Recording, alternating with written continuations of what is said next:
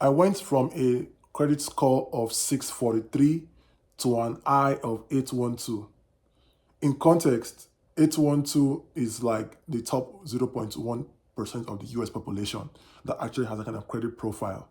And to be clear, that was never my goal. I didn't plan to reach it. I think I would have been fine with 750 or 760.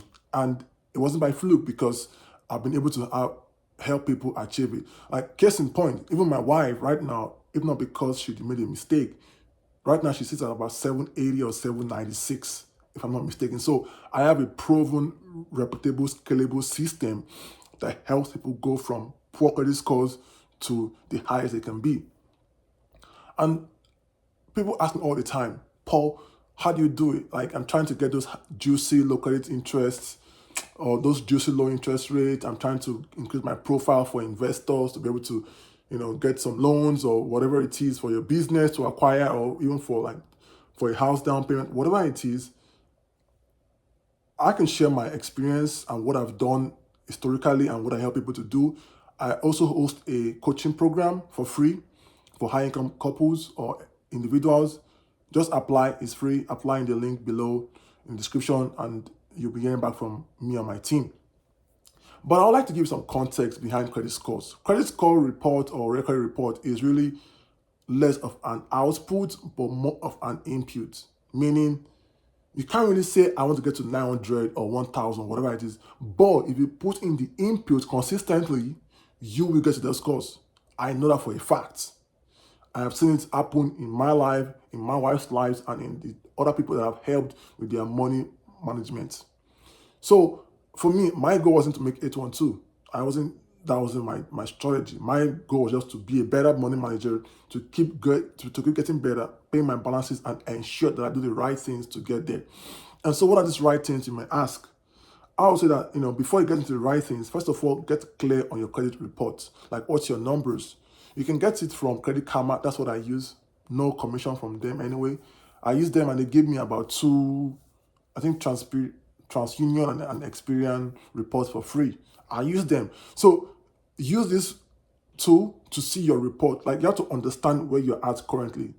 How bad are you? What's your number? And even beyond your number, like, do you have credit card balances, personal loans, auto loans, mortgages, student loans, collections, whatever it is? Have a clear understanding of your current status, because you cannot go from 0 to 100 without knowing that you're at 0, right? So I'll say that's the number one thing you want to know. You want to know. Then number two, you want to also understand why is your credit score at where it is. Thankfully, again, Credit Karma helps with that a little bit, but that will help. This will, like, when you look at your credit report, look at it. What is contributing to your balances? You see it. Like, what is it made up out of? Some people have negative reports. Some people have collections. Some people have credit cards. Some people have personal loans. Then number three, you want to think about it like, how can I begin to pay my balances down from the magnitude of the highest impact? And this is where it gets interesting. I will tell you for a fact that the highest impact mover on your credit report is your credit card. If you have credit cards, that is the one that affects you the most. It's so funny how credit card is the easiest loan to access, but it's the hardest, or it is the most impactful on your credit report. I've seen it. Most people that have personal loans, auto loans, student loans, mortgages, they don't see a lot of impact even when they pay off those loans. But when you pay off your credit card balances, boy, oh boy, you would see a huge jump, a huge shift in your credit report.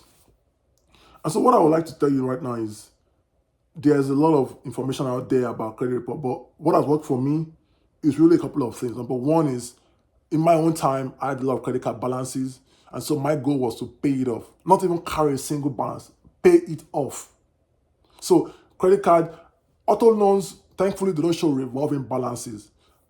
I think personal loans if I'm not mistaken, don't show revolving balances. Student loans do not. I know that for a fact. Medical bills or things, I can't really say. I don't have any experience with that.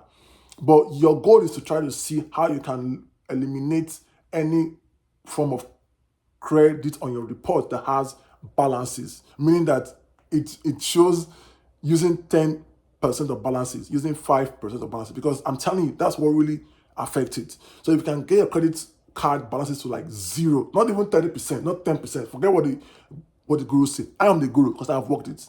I have walked the walk and walked the talk. Look no further. Like, I am preaching what has happened in my life, my wife's life, people have taught. So I'm telling you, credit card balances are the number one reasons why credit reports are very poor. So if you can get it to 0, not even 5%, 0%, you're like halfway there. Number 2, of course, on-time payments. Remember I said in the beginning of the video that my wife will be much higher, but she made a mistake. She one time forgot to make a payment on a credit card because she switched accounts, or she switched debit. She switched checking accounts, and so she didn't update the record on her Amex or something like that, and then it counted for her. So now she has 99% credit, 99% on time payment. I have 100%. Even when I was really bad with my money, I was keeping it at 100%. But I'm telling you, if you can keep it to 100%, it moves you further. So for her, I think last time I checked that, it was like 786 for her. And she has 0 balance on her credit cards. She has 0 on her personal. She has nothing. The only loan she has on her account is her student loans. And she's 786. So now she's trying to buy a car. She's going to get the best of the best rates. There's no, like, she's going to get the absolute mind-blowing, boggling rates. That's the benefit of having a credit report. And when it's time for her to buy a house too, same thing too. She's going to get wonderful rates. So number 2 is making on-time payments consistently. How do you do this? Have autopay. Autopay is like the number one thing. If you are living in the world of statements or paper statements or sending checks in, you are behind. Automate it. Make it easy for you. Make an autopay account, and that's it. Number 3, and this is what I'm going to like hammer on consistently. Please try as much as possible to avoid negative remarks. Things like collections, things like past due, whatever negative remarks you can have on your credit report, avoid it, because those things affect it too. They affect it. So you want to try as much as possible to be on top of any payments or any form of credit you might have need of. So if you are so behind and like you cannot afford to make your credit card payments, call your credit card company. You might be able to get an extension. They might be able to work something out for you. Or if you're on a medical bill payment plan that you cannot afford, maybe call them. Like, try your best possible to get ahead of the game as much as possible. Then another tip I have for you here is always, please and please and please, if I can repeat this anymore, try to spread your credit inquiries or history, meaning that do not, so like if you're going to apply for credit cards, apply for one now and then maybe next 2 years, apply for another one. Do not apply like this month and then 3 months time another credit card or loan, and then next 6 months and another loan. No, those inquiries will continue to affect your things. However, I have a tip and trick that will help me out. I'll give it to you for free. Every time I try to apply for a credit card, I try to apply for between 6 to 8 credit cards at once. I get approved like 5 or 4. And I'm telling you, just if you apply for them within like 10 days, like 7 days, the impact is the same as when you apply for one credit card. I know, that's a tip for my folks. That's a huge one. I saw it somewhere and I tried it. I'm telling you guys, it changed my game. I did it like 2 years ago, literally 2 years ago. Yeah, 2020. No, last year. I applied for about 8 credit cards. And I got the Sapphire Flex, City, Capital One, Chase, Sapphire Flex, Capital One, Wells Fargo, Regions, Old Navy, no. Something credit, I forgot what that one, 5. And then I also got Bank of America, 6. I got 6. And my credit score went down like 20 points. That's it. The same credit thing. So I'm telling you, it works. Now, that said, I teach you a lot of these tips and tricks in my coaching program that I'm hosting. So tap the link if you want this step-by-step plan on how you can put it into your finances and how you can customize it to your life. I work with you one-on-one, not anybody, me and you one-on-one. I will deploy the same systems, the same strategies, the same steps that I use to take my credit score from 643 to 812.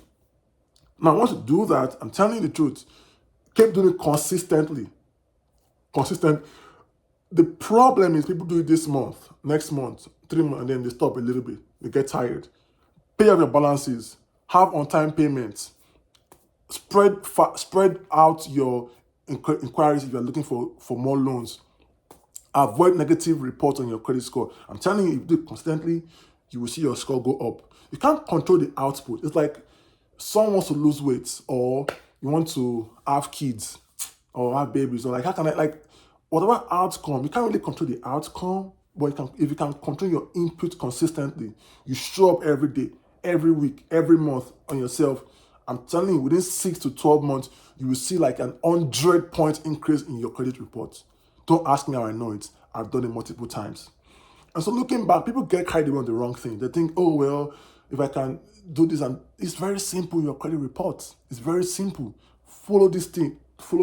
Don't get cute or anything. Don't get any fanciful. Do what I say, and if you don't see it work, come back and tell me, right? So looking back, I wish I knew this. Like, it just helps a lot. And this is how you build credibility with your credit card companies. This is how you literally get your credit. People ask me, how did I go from 5K or 3K to almost $220,000 in credit limits?